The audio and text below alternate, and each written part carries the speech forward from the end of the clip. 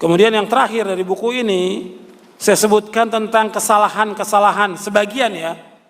Kalau kesalahan dalam sholat, ratusan, bukan belasan ya, bukan puluhan. Kesalahan dalam sholat, ratusan. Seperti disebutkan oleh Syekh Masyhur Hasan Salman dalam kitabnya Al-Qaulul Mubin fi Akhta'il Musallin. Dan buku ini sudah diterjemahkan dalam bahasa Indonesia. Al-Qaulul Mubin fi Akhta'il Musallin. Saya sebutkan di sini sebagian aja kesalahan. Seperti makmum masbuk kalau datang langsung ruku. Imamnya ruku ikut ruku. Tunggu. Masuk imam ruku, berdiri dulu, takbir. Takbir dulu, Allahu Akbar. Setakbir baru ruku, Allahu Akbar. Takbir dulu dalam kondisi berdiri, baru setelah itu takbir untuk ruku.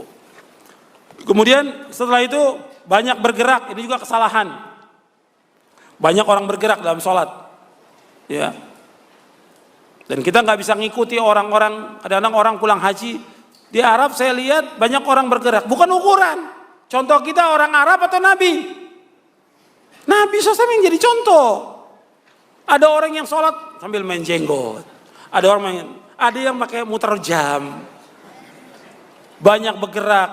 Itu nggak jadi contoh. Contoh kita Rasulullah SAW. Uskunu fis shalah, tenang dalam sholat, tenang dalam sholat.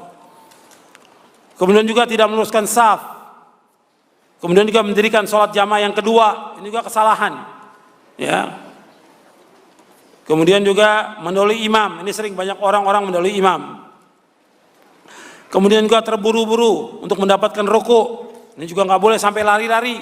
Sudah qomat lari-lari nggak boleh. Kalau sudah qomat jalan biasa, nggak boleh lari. Ya tenang, jalan menuju sholat itu. Kemudian sholat tanpa sutroh. Sutroh ini wajib. Kalau kita sholat harus ada sutroh. Sutroh itu tiang setinggi ini. Sutroh itu. Jadi sutroh itu dari sini sampai sini, setinggi ini. Ya bisa tembok, bisa tiang, atau tas. Itu sutroh. Atau bisa teman kita minta tolong, antum tunggu sebentar, takut orang lewati saya. Boleh. Sutroh. Dan ini wajib, sebab Nabi bersabda, la tusalli illa ila sutroh. Jangan kamu sholat, melainkan menghadap sutroh. Kemudian juga menutup mulut ketika sholat. Ini nggak dibenarkan. Seperti orang yang pakai cadar, nggak boleh sholat pakai cadar, nggak boleh. Sholat harus buka cadar. Atau pakai masker, nggak boleh. Sholat harus dibuka. Dilarang oleh Rasulullah SAW. Sholat menutup muka, menutup mulut dilarang oleh Rasulullah, nggak boleh. Dilarang.